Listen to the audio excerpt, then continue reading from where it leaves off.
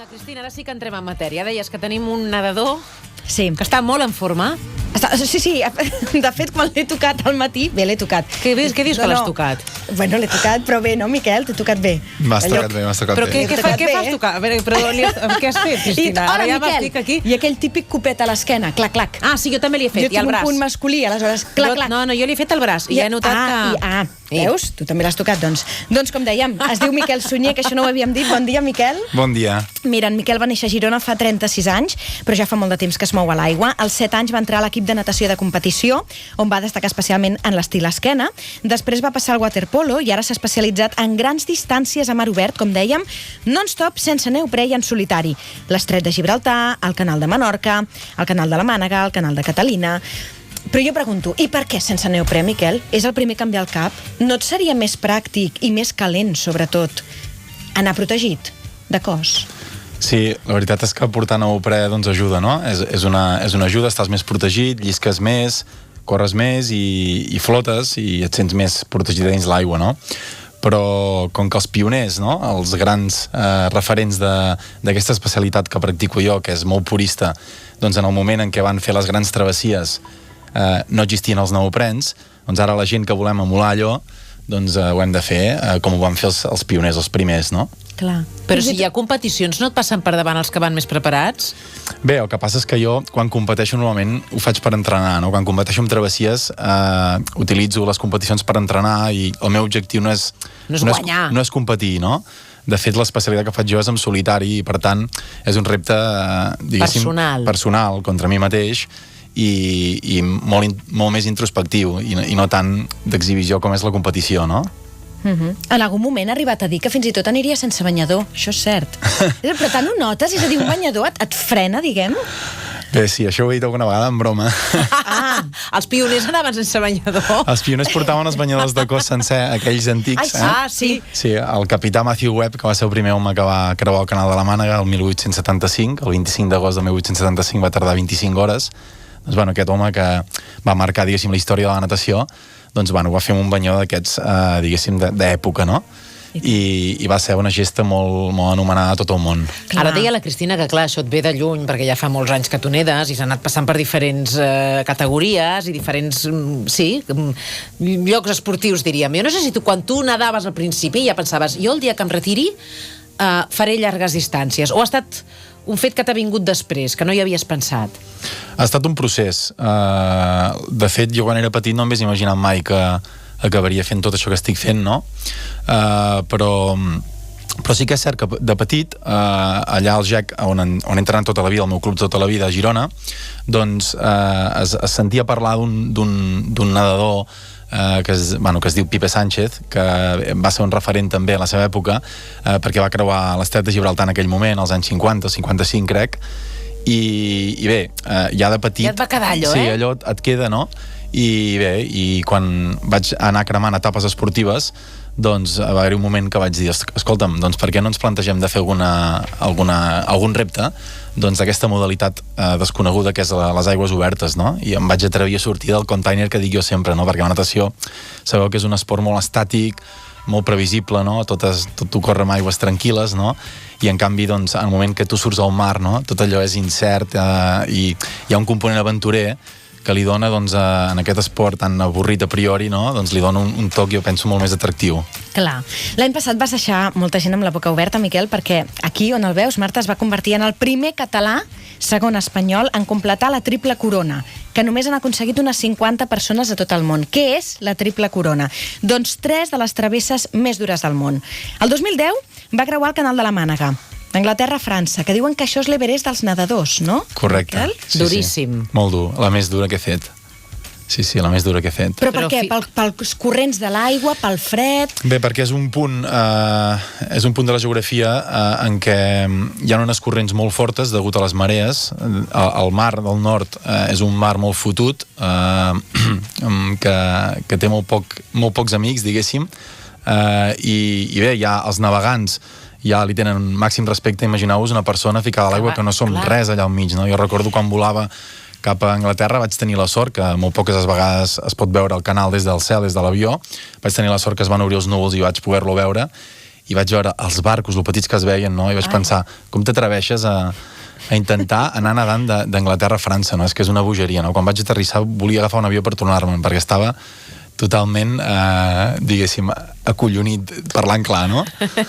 I és així, no? És un mar que té unes corrents molt importants, hi ha molt pocs dies l'any que es pot creuar aquest canal, molt pocs dies l'any, degut a les marees, només es pot fer amb low tides, que són les marees mortes, diguéssim, quan ja entre la marea alta i baixa hi ha menys diferència, i a més, allà la previsió meteorològica és molt important i hi ha molt pocs dies que tu tinguis una finestra de 10 hores en què el mar estigui relativament tranquil per poder-ho fer. Però igualment hi ha onades allà. Clar, penseu que un nedador amb molt poca força de vent, amb molt poc onatge, ja ens dificulta molt el nedar, no?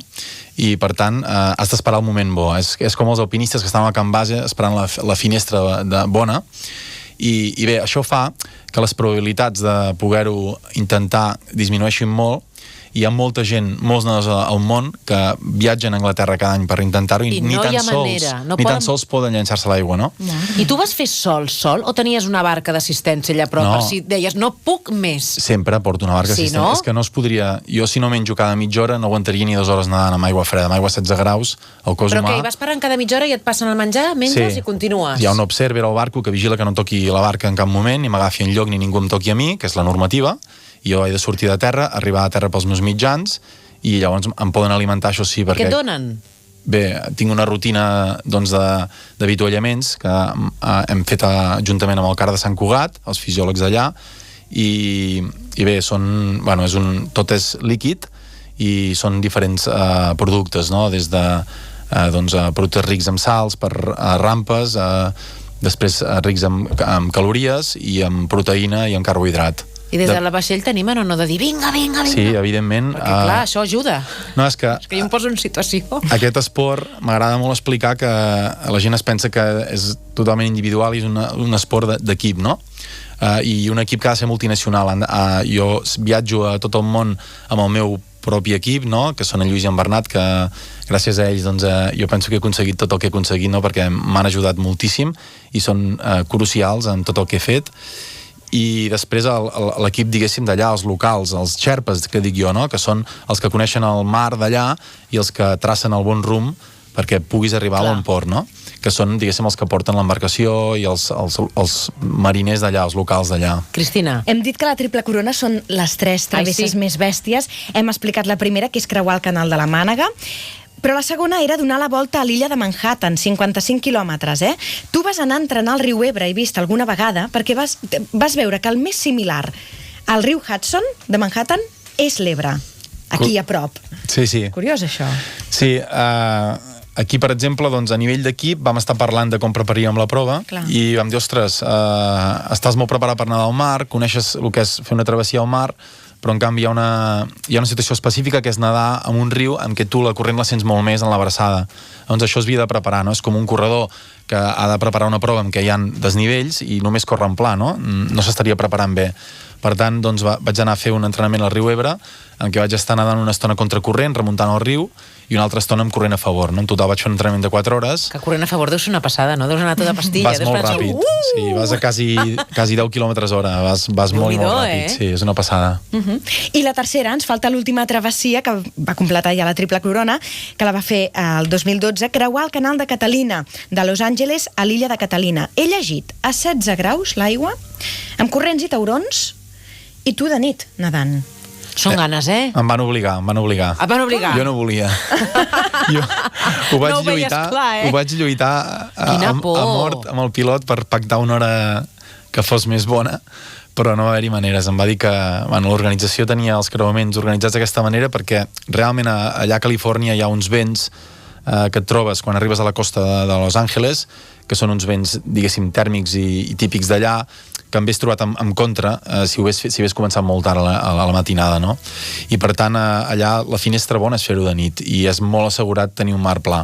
Però quina por! Nedar de nit és molt poc agraït. Tot fosc, i dius, no saps si per sota et ve un animal i et mossega la cama, no sé. Sí, no. ja, deixant a banda el tema dels taurons, que imposa. Tots els periodistes em pregunteu pels taurons, i la veritat és que no m'ho prenc com la preocupació número 1, perquè és una cosa bastant improbable que un tauró t'ataqui a mar obert, no?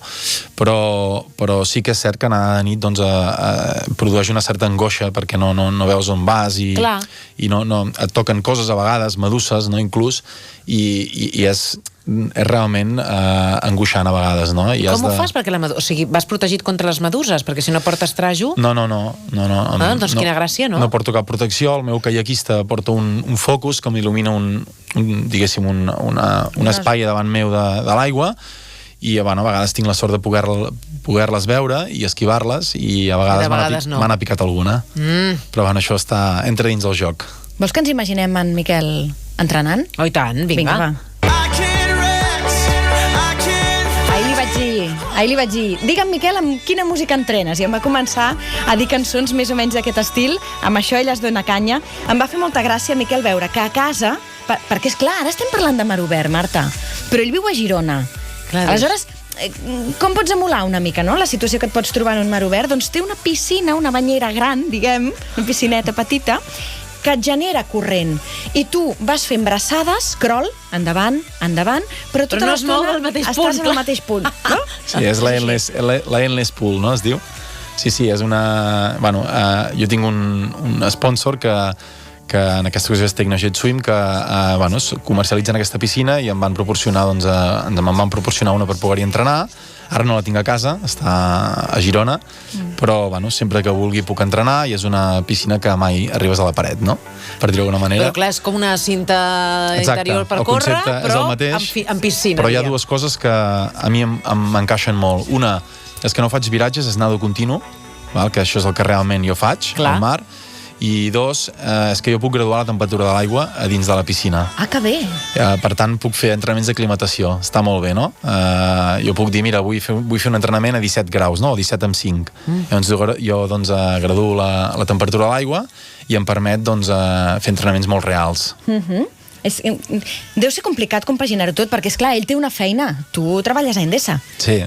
Que és molt curiós perquè és el teu patrocinador. Clar, és que ara veia la samarreta, dic que aquest noi va patrocinat, Va patrocinat, sí. Sí, és que, a veure, fer reptes d'aquests has de tenir la capacitat de fer xarxa, no?, i d'involucrar gent, perquè és molt difícil, si no, tirar-ho endavant tot sol, no? Llavors, a part del meu equip més proper, l'equip multinacional, doncs, en els llocs on vaig, necessito de sponsors i gent que estigui involucrada i m'ajudin amb altres estrats, no? I en aquesta ocasió tinc la sort que la meva empresa m'ajuda en el meu projecte personal, i això és inèdit, i penso que a vegades s'ha de dir no i subratllar, no?, que realment és poc freqüent. I tant, ets molt afortunat. Sí. Reptes de futur? Sí, bé, ara aquest any m'he tret, diguéssim, espines que tenia, m'estic traient espines que tenia clavades. Una era fer un repte a la Costa Brava. És veritat, no l'hem explicat. Sí, que vaig rodejar fa pocs dies al Cap de Creus, que no ho ha fet mai ningú. Vaig fer la travessia, diguéssim, amb aquesta modalitat més llarga que s'ha fet mai aquí a Catalunya, sortint de Roses i arribant a Port de la Selva, nedant 32 quilòmetres. Això és d'ara al setembre. Sí, vaig tardar quasi 9 hores, i aquesta em feia molta il·lusió, perquè el lloc és molt bonic, perquè l'itinerari era també molt bonic, i després aquest any també intentarem d'aquí poc, d'aquí un mes escàs, anar a Canàries a fer una travessia que vaig fallar l'any passat, que és intentar unir la illa de Tenerife i la Gomera, no? Que és una travessia també de 30 quilòmetres i que també ens fa molta il·lusió. Quin mèrit que té. Déu-n'hi-do. Quin esperit de superació, perquè clar, com tu deies, és una lluita contra tu mateix, contra ningú més que tu mateix, i anar superant. Clar, et faràs fort, física i sobretot mentalment. T'agraïm moltíssim que avui hagis vingut al programa per explicar-nos les teves experiències i tota la sort del món de cara al futur. Moltes gràcies a vosaltres. Gràcies.